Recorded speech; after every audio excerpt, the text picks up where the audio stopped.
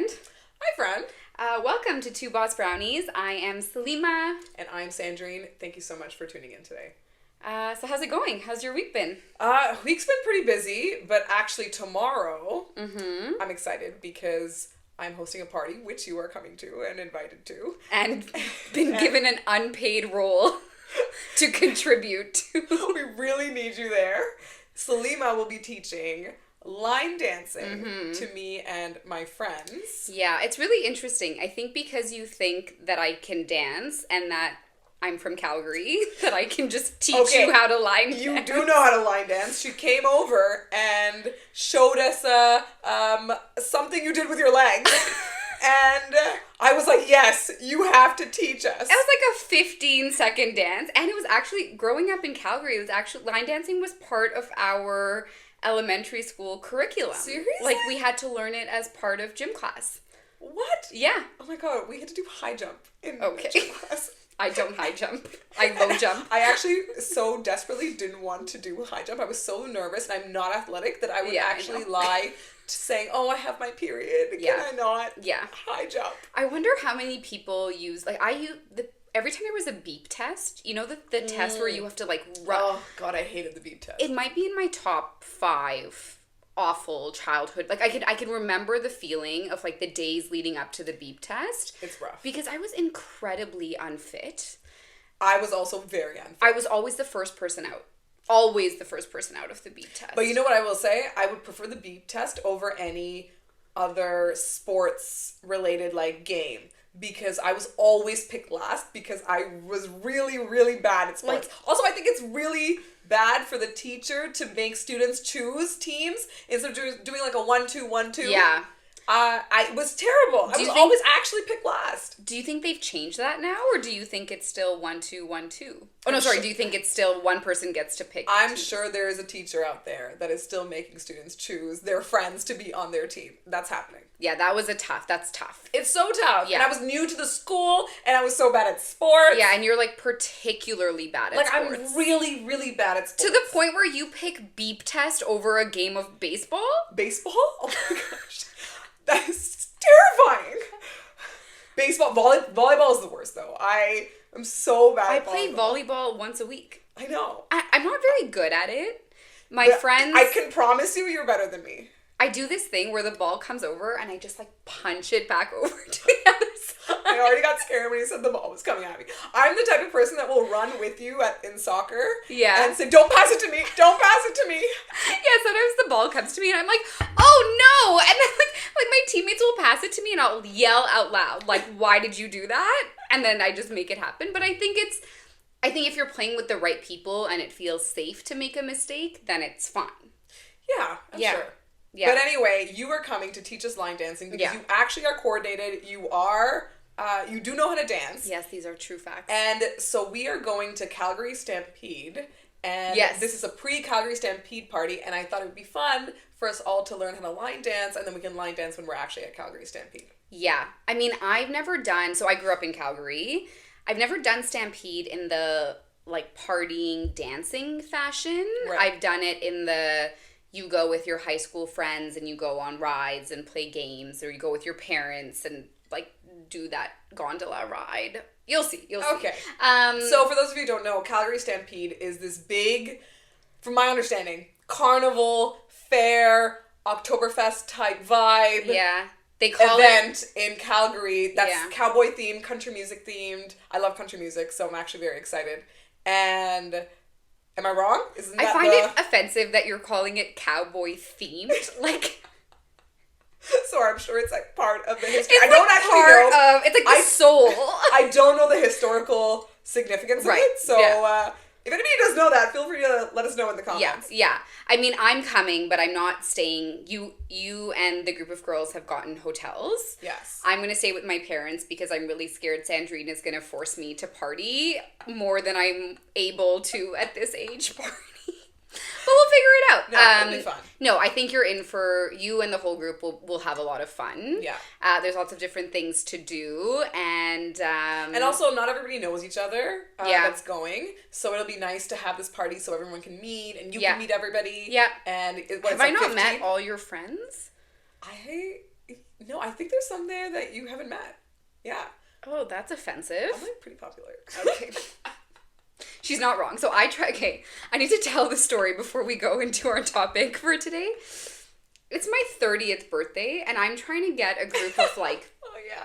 I'm like my closest girlfriends, like, I want to go to Vegas, like, let's go to Vegas. I love Vegas. And I like send out this message, and everyone's like, I don't know, like, I have a lot of trips happening this year, or like, I just went to Vegas, or like, I'll have to let you know. For the record, I would have gone, but I was 9 months pregnant. Yeah, excuses. I still went to your birthday party and the club after. Yeah, you were like a week away from giving birth. Yeah, it's true. But everyone was like being so flaky. This girl plans a trip to Stampede. No reason. Just like... It's on a bucket list. Just like, I want to party now that I'm a mom and I want to get my girls together. And like 20 girls are like, yeah, let's do it. For no reason. Not celebrating anything about her. Just like randomly. But I actually think that so many people had this on their bucket list of, things. Whereas I guess a lot of people have done Vegas. It's not like a... Yeah. But no, Vegas is always a great time. I love Vegas. But I guess I'll never know. I've only done Vegas with my parents. You did for a bachelorette one day. Yeah, one day. One day, 10 years into the future, when nobody wants to party anymore. It's okay. I will always want to party. This is true. These are facts. Yeah. Anyways, it'll be fun when we line dance. I'm looking forward to it. Yeah, me too. Yeah. Which will bring us now to our topic today. Yeah. It's very different from line dancing. Very different from line dance. But it's plastic surgery. Plastic surgery, yes. So I guess a lot of people are talking about it, thinking about it. There's different forms of plastic surgery. Yeah, and you know what? I think now that we're in our 30s, yes, more people are actively considering it. Like, I know so many people who get Botox, who get fillers, and I don't know enough about it to... Yeah. Like, I'm always like, oh, maybe I'll do it, maybe I won't. Like, I don't have a stance on it. Yeah. Have you thought about if your friends weren't getting it or people in your life weren't getting it, would you independently be like, I want to get it for this particular thing? Probably not. Just because I'm lazy. And I know you have to upkeep it. You have to upkeep. It's like once every year or once every 6 months. I thought it was, that's a lot. That's like for the rest of your life. Yeah, maybe. But it's like going to the dentist to get a cleaning. Like, it's just like I'm so bad at going to the dentist to get a cleaning. Like, I'm very bad at that. Okay, fine. So maybe Botox and fillers are not for you. No, but so after I had my second child, I made this promise to myself. It was like, people have a new year, new me. I was like, new kid, new me. Mm-hmm. I wanted to really focus on self-care, get back to who I am as a person, do things that bring me enjoyment. Yeah. And so I actually had skincare and facials and, you get your nails done. I started getting my nails done now. And I bought new makeup. Yeah. And so I was actually considering it. Yeah. Botox. Yeah. Mainly. Yeah. Because, I'm starting to see a little, a little crow's feet happening. And I don't know. What are your thoughts on it? Yeah. So for the sake of this podcast and for the sake of this podcast only, I went to a plastic surgeon for a consult. I'm so excited to hear this. A few weeks ago. First of all, these consults are expensive. So wait, you have to pay for the consult. You have to pay for the consult. So But don't they want your maybe there's so much business that there's such a high demand for this? I think the consult makes sense because I couldn't, if there wasn't a consult fee, I would have gone like when I wasn't seriously thinking about it. Like you probably would go, right? Like you'd be like, oh, let me just see, let me just see whatever. Let me see what they have to say. But as soon as they slap a $250 consult fee on, you're like, seriously. Oh, I'm only gonna go to this if it's like people get gym memberships. They only really sometimes go when they've already paid for it. Correct. Yeah. Like anything. Yeah. I actually work out more when I'm paying an exorbitant amount to 100%. Go to the gym. Yeah. So I will just send you the bill for half since I'm doing this for us. Okay? Podcast research. So anyways, I went to Okay, so it's actually not my first visit to a plastic surgeon. Oh, so you paid the fee previously and you did one already. I have. When was that? So that was probably 10 years ago. Oh. So there's, oh my gosh. So there's an issue on/related to my face that has bothered me for years. I'm looking intently now at your What face do you think to it try. is? It's a horrible question. Name. It's a horrible question. Don't answer that. No, but genuinely, I don't see anything. Okay. That, I mean. So I'm flawless? Okay. Okay. So I can't give you a compliment. Okay, so I have a weak chin. So that, I learned all about this because now not only have I seen a plastic surgeon, I've also seen an oral surgeon. An oral surgeon? Yeah, that's a thing. What does an oral surgeon do? They do like surgery.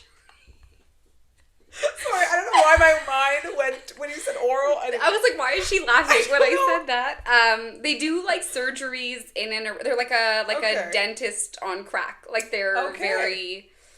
Wow, very specialized. Very specialized. Okay. And so I went... So you saw this oral surgeon. I've seen an oral surgeon and I've seen... Okay, so 10 years ago I saw a plastic surgeon. Okay. I recently saw a plastic surgeon. 10 years ago I saw an oral surgeon and I also recently saw an oral surgeon. Okay, so I'm doing the two cycle doctors, again. Both 10 years ago and this time. And this time. Okay, got it. And for the same issue, which is that I have a weak chin. I think your chin is so fine. I've learned something scientific. Class 1 is where your chin like lines up with your mouth perfectly. Okay. Which is like what you want. Right. Everyone wants to be a class 1.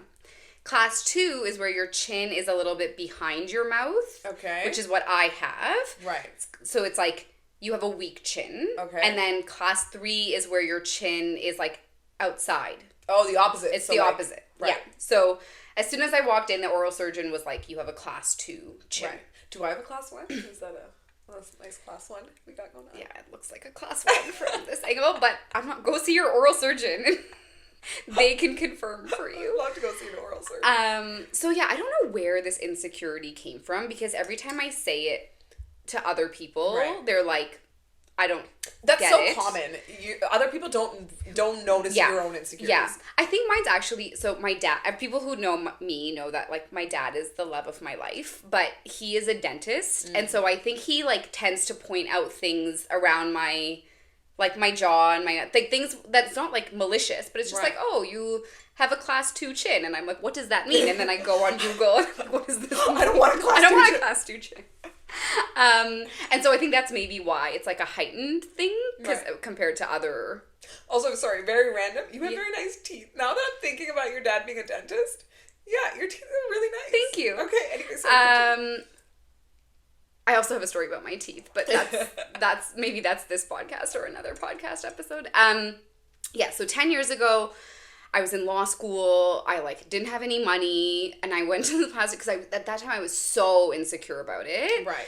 And so I was like, what are my options? So the options were like fillers to bring it forward. Okay. But then you would have to do that. The upkeep is detrimental, apparently. It's a lot. Yeah. For the rest of your life. Yeah. And sometimes it lasts a year, sometimes it lasts 2 years. But even the plastic surgeon I saw at the time, he looked at me and he was like, your chin is so weak.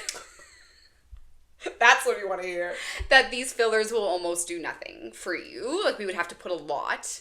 And I was like, okay. And he said this thing about blindness, which I didn't love. Like there's a risk of going blind from the fillers. Yeah, because there's anytime you put fillers in your face. But how your chin is here. Yeah, your eyes are I here. think it's a very, very, very remote risk. Like even the way he said it, he's like, I have to say it out of medical obligation, but this never happens.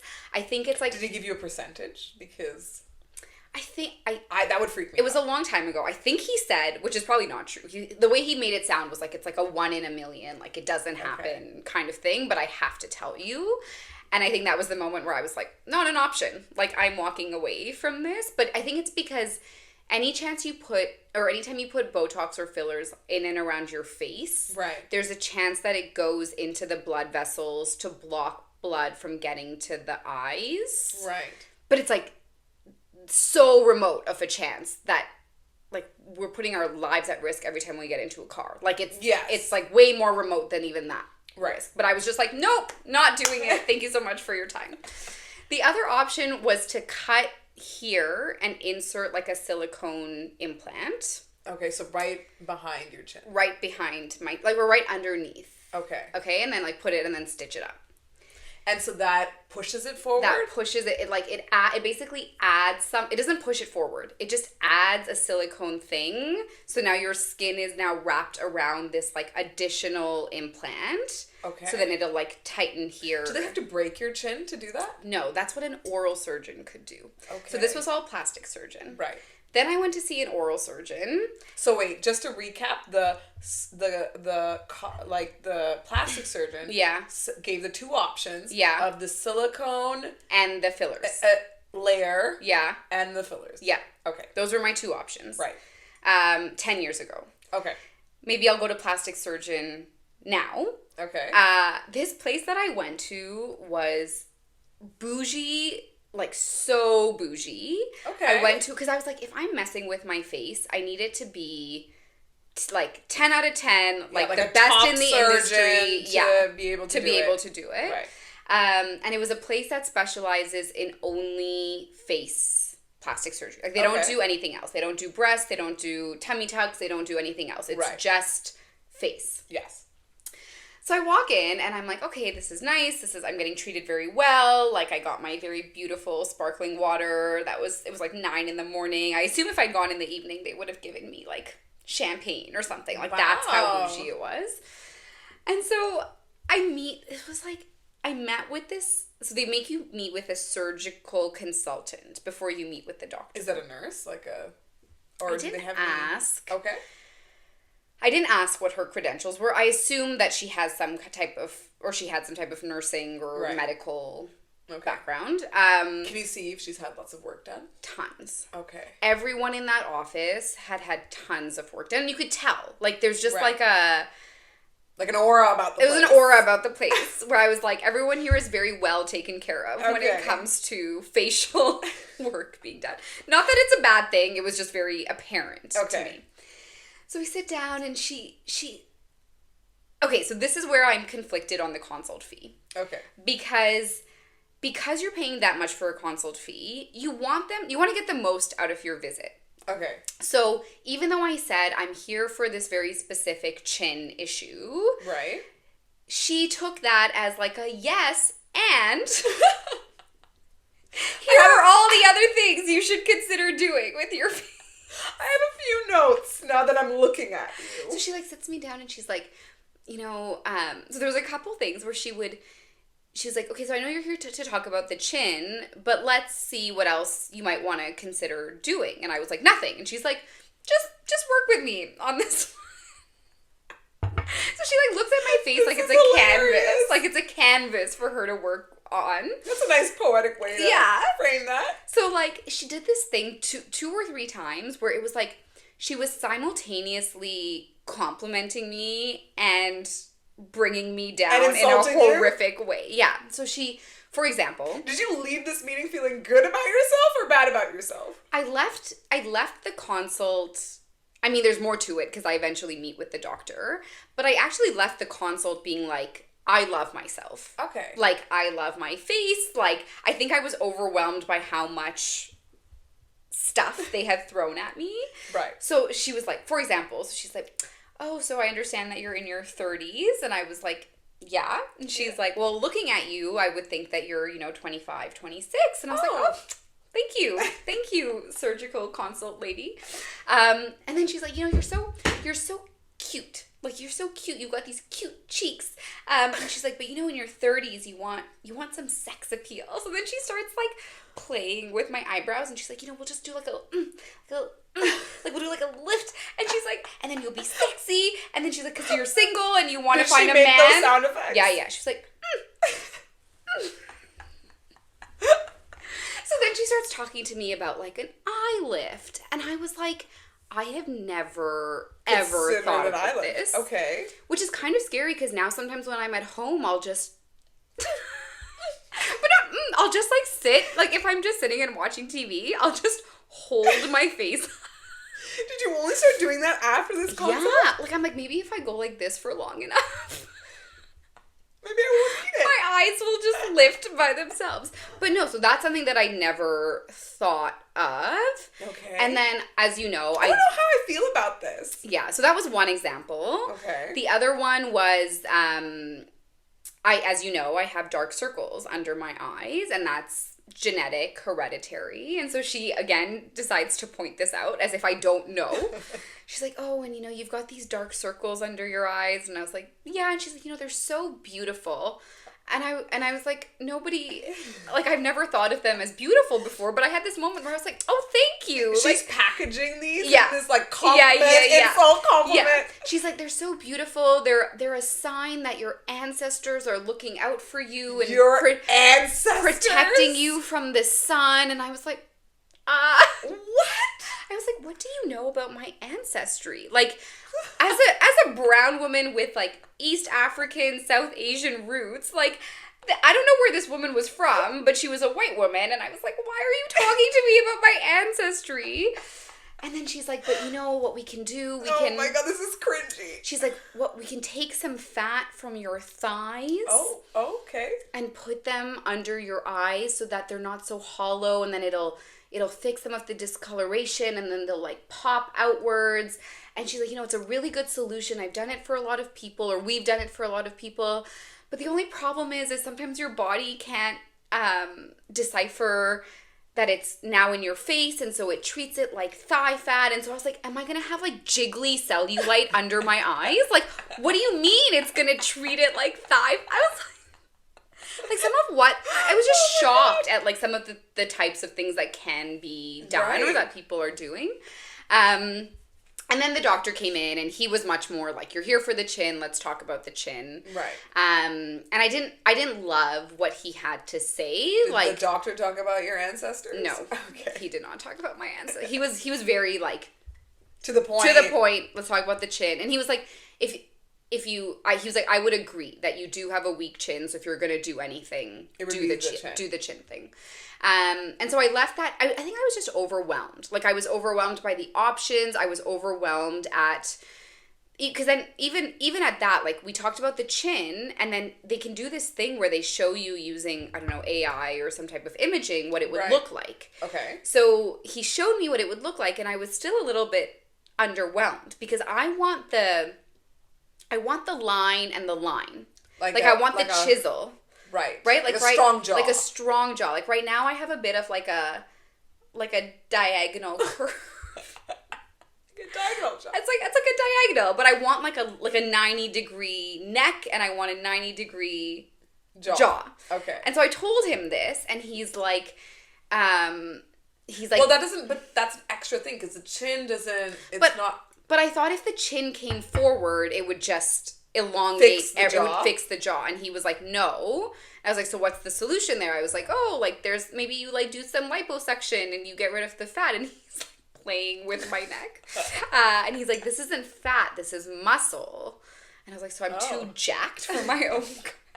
And he's like, no. He's like, we could do a neck lift, and that's where we, like, take the muscles and we corset them so that they're tighter, and then that way you'll get a bit more of a chisel.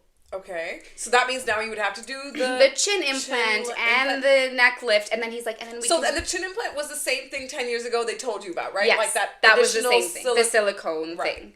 And then he also was like, oh, and we can do some buccal fat removal where you, like, remove fat pads from here. And when he said that, the surgical consultant was like, yeah. She was like, that's going to give you the, like, And I was like, this noise. Yeah, she would make this noise over and over. Like, the Anyway, she was a lovely woman. It was just really funny how she communicated. And so anyways, I think I left this consult just feeling so overwhelmed. Like, right. I mean, this seems like a lot of information. I think it's the type of thing where I could really catch myself going down a rabbit hole of like, okay, maybe I'll just start with the chin implant. But then it's like, once that goes well, then it's like, oh, well, then maybe I'll also do this and that, because you're seeing success and you're seeing and I also think you probably get used to your new look. Like, you do something, you get used to it, and then there's something else that you want to do. So, like, where does it stop? Yeah, you could spiral. You could spiral. Like, for example, I know you commented on my perfect teeth. I've had braces as a kid. I had braces too. I had Invisalign as an adult. Okay. And then recently I did this procedure because I had short teeth. I did this procedure. Short teeth. Yeah, so you could see, when I smiled, you could see more gum than you could see teeth. Okay. And so I did this very minor procedure to just shave off the gum so that I have more teeth showing. And in the first week, too, after, I was like smiling all the time. I was like, I love my smile. It looks so nice.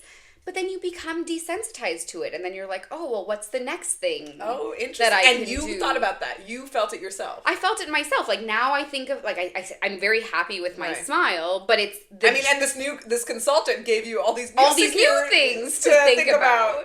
And so I think that it could be a very slippery slope. And I think it's dangerous because it's just like in a society where already we have to think about like money. It's like everything is so expensive. Like buying a house, having children, like mortgages, whatever.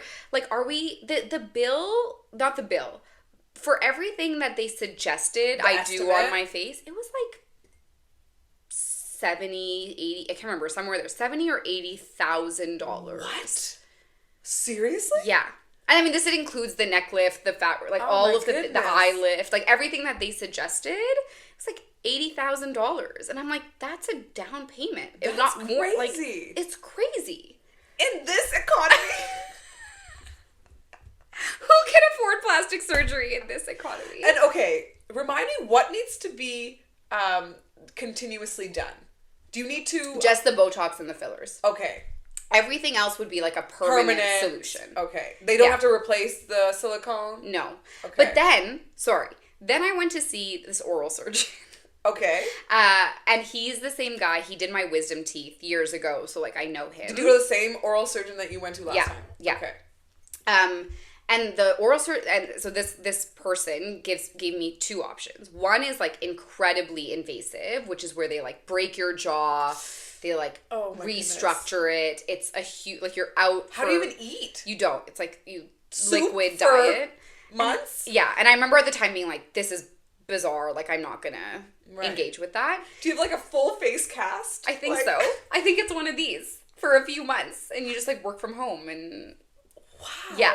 Okay. And so that's always been an option. And he brought it up again, and he's like, but let's not even talk about that because it's so invasive for what we're trying to achieve. Okay. I mean, it would give you your 90-90. It would give me my 90-90. It's actually just 190. Actually, that's true. Just one. We don't know about that. And then the other option is like you can cut, and he can insert these plates, and it actually moves your chin forward. Okay. Via custom made plates. And he's like, it's called like a sliding genioplasty. It's very common, etc., etc. Right. There's like some risk of nerve damage, which is higher than I would like. It was a higher number than I was comfortable with. Okay. And so, but he said that the chin implants that the plastic surgeons do is actually there's a lot of things that go wrong. Like, he's had to see people. Like, there's higher risk. It moves around. It gets infected. He was like, I would really recommend you not do that. Right. And so I think the whole process just left me very overwhelmed with like, I actually am upset that I spent so much time thinking about this. Okay. Like, it's such a, it's not, when I take a step out of my body and I take a step out of myself, I'm like, nobody notices. Yeah. Like, maybe it would enhance my overall aesthetic, but I care about so much more. Like, I care about... Also, who has $80,000 to just drop? Well, that would have been that one. The oral surgeon one would probably come to like 10, 11,000. Okay. Like, I could go on like 4 trips. Like, yeah.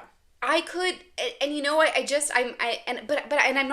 not at all. I think that I have friends who have done procedures. I have family who have done procedures. Mm-hmm. They're so happy with it. And I'm very much like, more power to them. I'm a total advocate for plastic surgery on an individual basis. Yeah. And if it makes you happy, do what makes that's you why happy. I'm talking about it. Like, if I have no shame, I might still do it. Like, I might change my mind and be like, hey, oral surgeon, let's do this thing for 11 grand. Right.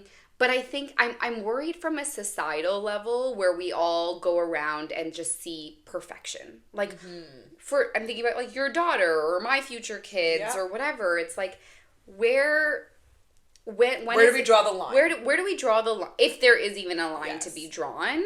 And I'm just more worried from, like, a societal level of, are we all just going to think that we're super imperfect because we're living in a perfect world? Right. No, I have an interesting story about that because I went to a very bougie gym recently. Okay. You went to the gym? I know. I don't gym. I don't sport.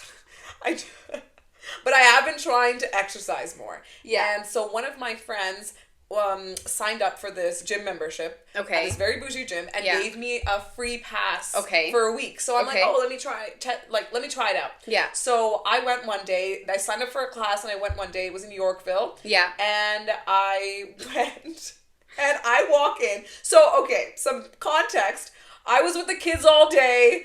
My you don't have to justify in a bun. I was just trying to run out the door. Yeah. I was wearing not a matching set from Alo. Outrageous. And I didn't shower that day because I was, going to the gym. I shower after the gym. Yeah. And so walking in with my messy bun, no makeup. I was the ugliest person at this gym. I don't think I'm ugly most of the time, and I looked like an absolute swamp donkey when I walked in there. Swamp donkey. And I just looked around, and everybody looked so good because I could tell a lot of women had work done. Everyone was wearing full makeup. Yeah. And I felt like I walked into a Black Mirror episode. Yeah. It was very surreal. Yeah.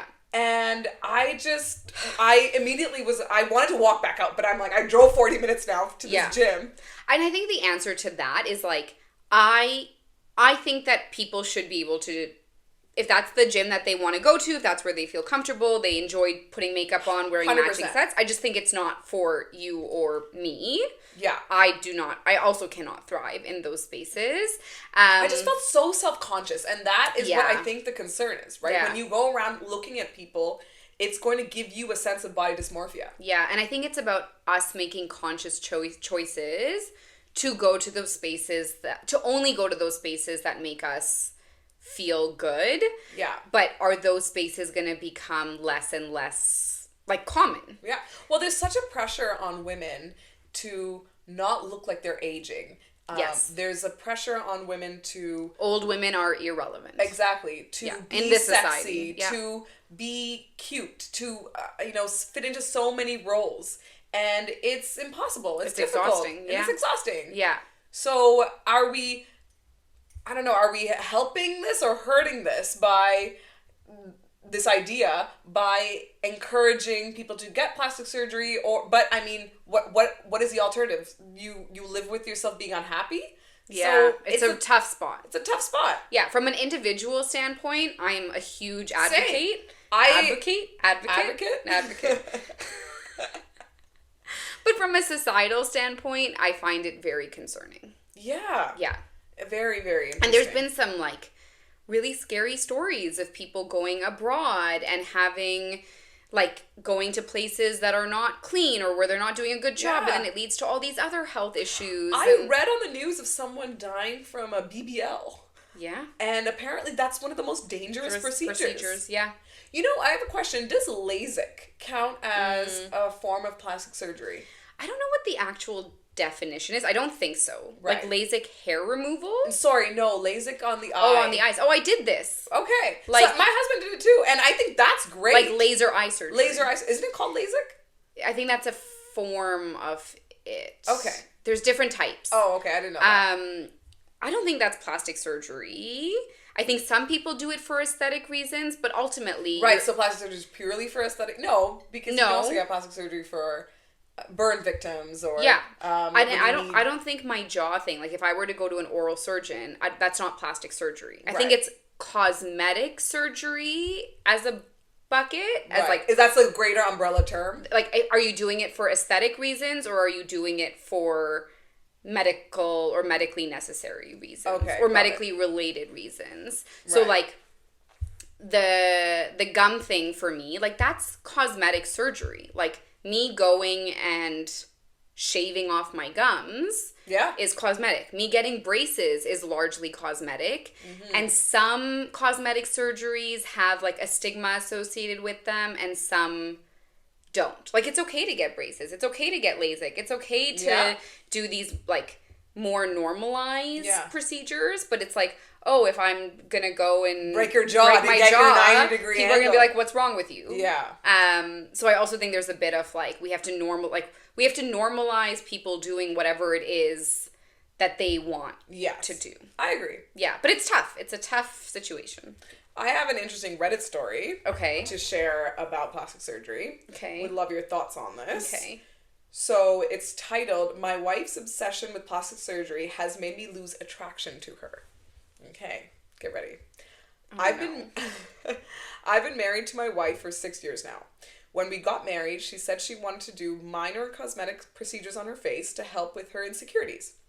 She had been insecure her whole life, so I was as supportive as I could have been. She got lip filler and Botox on her face. After a few months, she got more lip filler and her lips looked scary to me, but she was very happy with them, so I didn't say anything. Next, she wanted to get her boobs done. Again, she was happy with how they turned out, but I thought they looked weird. They were so big and stiff, and my wife is a petite and skinny woman, so it just didn't look proportional to the rest of her body. But again, it made her so happy, so I was fine with it. Last year, she said she was going to get a BBL. This time, I actually told her I wasn't going to support her on this one because it's a dangerous procedure.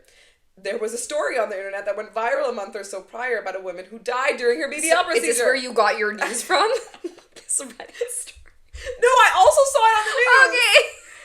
I was scared. I asked her if she could see a therapist or psychiatrist about her body dysmorphia before doing this, but she refused and said it hadn't helped when she tried it before. She said she was going to do it with her own money anyway, so I didn't have a say in it. I shut up and took care of her after the procedure. I was so glad she was safe and the procedure went well, but in all honesty, it was horribly done. The doctor made her hips so wide, her thighs and waist were really small, so again, it just didn't look proportional. Now the problem is I genuinely don't find her physically attractive anymore, and I don't know what to do about it. I want nothing more than to be madly attracted to her as I was years ago, but everything she has done to her body makes her look slightly terrifying to me. I love her and don't think that will change, but I hate having sex with her now. Oh my gosh. I don't enjoy it, but her sex drive has increased since the BBL, probably because she's more confident now. Meanwhile, mine has basically tanked. I thought of talking to her, but I'm not sure what good that will do besides make her feel bad.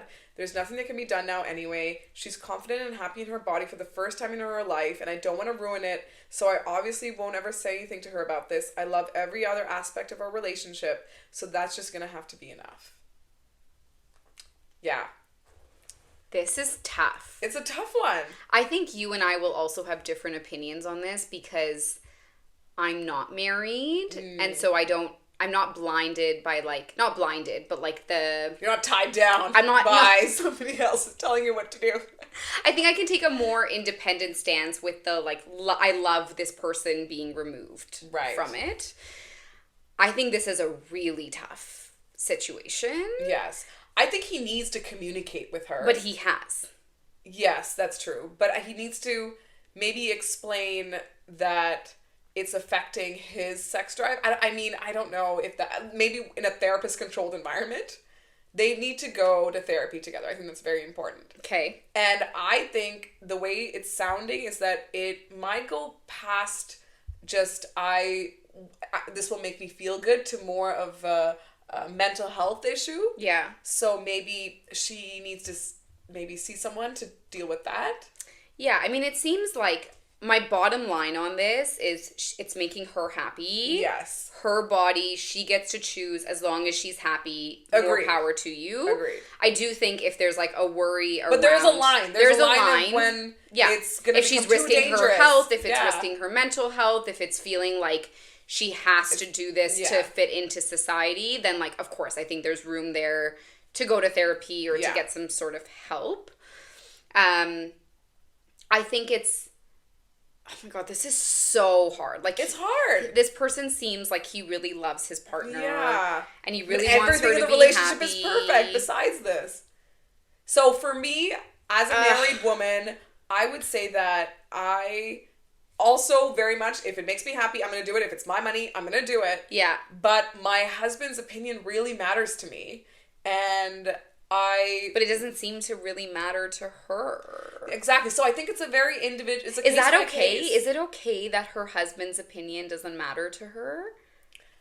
I think it's okay. Okay. I don't know. I'm not married, so I don't know. Because it's your own body. There's lots of things that my husband and I disagree on. It matters to me because he matters to me, and our relationship is very... Do you think this is showing him that he doesn't matter to her? I think it depends. If it matters so much to her, and it doesn't matter as much to him, there's a scale. Yeah. So but it seems like it matters so much to her, but this is difficult because I guess it's starting to matter as much to him. Yeah. You know, for my husband, it's a lot of if it doesn't matter, I do like a cost benefit analysis, and if it matters more to him, then I'm like, okay, let's compromise here. Yeah. If it matters more to me, then he will compromise. Yeah. So this is a very tough one, and I personally wouldn't go through with it because his opinion matters to me, especially in that area of our marriage. I want my husband to be attracted to me. That's important. That's important to me. Yeah. And it doesn't it's not as important to her. Maybe that every relationship is different. And I think she has to make the decision of like, does it matter if my husband is attracted to me or not? Yeah. Or does my own desires around how I want my body to look gonna make me feel like a more whole, fulfilled person? She has to make that decision, and I think he has to make the decision of like, and it seems like he has. Yeah. Like he clearly doesn't want to leave her. Yeah. She's not considering his feelings in making these decisions about her body, whether or not that's right or wrong, I'm not gonna comment on. Yeah. And then he's made the decision of like, I'm just going to live. Yeah. Like and I mean, also in the grand scheme of everything, women's bodies change so much in one lifetime. Yeah. Right? We just hormonally even. Yeah. You know, menopause from puberty. Yeah. And childbirth. If that's part of pregnancy was really big and very difficult for me. I had a very difficult pregnancy, you know. Yeah. And I yet I forced you to come party with me. Did not want to go to the club. She made me feel so guilty. You were like 9 months pregnant. 9 months pregnant. Yeah. And it's okay, it was a great time. Yeah. But I was feeling very unhappy with how I was looking and my body. Yeah. And in addition to regular pregnancy symptoms that you experience. Yeah. And I hate the term bounce back. I hate that term because it puts so much pressure on women. It's on the woman to get back to who they were in such a short period of time. Bounce back to exactly. Yeah. And you are a different person. Yeah. You are very much a different person after giving birth. Yeah. Mentally, physically, everything. Yeah. You have stretch marks now. Your body does not, your hormones are all over the place. And so to just bounce back means you can go back to the person who you were and you're never going to be that person. So I focused on, and I know a lot of people actually who got liposuction, and that's fine. Do what makes you feel happy. Do what makes you feel comfortable getting back to who you want to be. And not getting back. Moving forward with who you want to be. And I wanted to, as you also know, focus on strength training. Yeah. I wanted to get strong. That was my focus. Yeah. And because I don't gym and I don't sport, it was really tough for me to do something like that. And I think that's something that, we can encourage women to do, especially if they're struggling with their bodies, to focus on different avenues if they don't want to consider plastic surgery. It's just it's tough to regulate women's bodies. And we shouldn't be regulating but like someone's opinion shouldn't matter that much. But it does. That's the whole thing. It does. Yeah. And it's not even that we can avoid it. Like, it's not even like people explicitly saying this to us. It's like when you go on social media and you see this Instagram account of this person who gave birth 2 months ago, and you see how her body looks or how she's already back at the gym. We're in such a comparing It's so easy to compare now with social media. Yeah, it's everywhere. You can't avoid it. Also because the algorithm is feeding you the thing that you are the most insecure about. Yeah, that's true. And consultants at plastic surgery clinics. Yeah. Also, I mean, I put myself in that environment, so. But like, but even Photoshop, everything is usually photoshopped, have filters, or edited. Yeah. So and you don't know what is and what isn't. Yeah, you don't know what's real. AI, there's so much. Yeah, it's just gonna get worse and worse. It's totally gonna get worse and worse. Yeah. So, but at least when you see it in real life, it's like when I went to that gym. It's scary. And I actually think the solution is to just talk about it. Like, I think that if people are open about what they're doing or what they're considering or how they're feeling, I think it just makes us all feel more like I'm not the only person feeling struggling with this. Yeah, no, that makes sense. Like, removing the element of, like, shame or guilt. If you are going to get it, or if you're not going to get it, or if you're thinking about it, like, none of it should be shameful. Yeah. Like, I'm seriously considering Botox. I actually am. I'm thinking about it. Maybe not now, when I'm ready to commit to the, 6 months or whatever, every however long. Yeah. I mean, no, so not right now, but I think in my life, I'm going to do it. Maybe in my 40s. Yeah. Maybe late 30s, and so no shame. Yeah. There's no shame in this at all for anyone who wants to consider anything. Yeah. It's just kind of looking at it from a broad societal perspective. One more thing before we wrap up, because I did see this on social media. Okay. Cameron Diaz, I think it was Cameron Diaz. All right. She put out a quote where she was like, I had started getting plastic surgery, and then I realized, she was like, I don't know what it was. It was something about, I would rather look old than look like a different version of my younger self. Interesting. Like, because she was like, I don't think that the Botox makes you look like the same as your own version of young. You look young, but you might not look like you. And so I thought that was a really interesting way to think about, or not that I don't know, like, but I was just like, it's the first time I kind of seen a celebrity be so open about the fact that she had done it, and then also talk about, like, whether she liked it or didn't like it or whatever. And so I just think, my point is, I think those conversations and those dialogues are important. Right. I think it's just, I also have fear of it being so life-altering. And it's you can't go back. You can't, but I think it goes away, like, in 6 months or a year. Sorry, okay, I'm thinking of, like, a more serious surgery. Oh, okay. Like, you know how you were talking about your chin? I think for me, it would be my nose. Okay. Like, I would want, maybe... Wait till the end of the episode. I know. I just really quick, I just thought of that right now. Okay. My nose, and... You have a great nose. Thank you. Yeah. But if I had to do something, I would just think, I was thinking in doing this episode, I'm like, what would I change? And it would be my nose, because also when I was pregnant, it doubled in size. It did. It was so large. Yeah. And so swollen, and I'm like, if this doesn't go back, I'm like booking an appointment ASAP. But it wasn't just your nose; you had, like, swelling around your body. Yeah. But I was considering my nose, but I'm scared of looking at myself and not being able to recognize myself. Yeah, and I think that's what she was getting at. Yeah, and that's what I'm thinking of when she's saying that. Yeah, very interesting. Very interesting. I think. Wow, I'm depleted by that conversation. I think we get to have a brownie now. Energy levels are getting high now. Okay, so I'm not going to say where it's from. Can I grab one? Yeah. So what's our love it, like it, and not worth the calories. Okay, ready? Oh, wait, where did you get this from? I'm going to tell you after. Okay. Because if you say not worth the calories, then I'm not going to name this bakery. Okay, good idea. Yeah.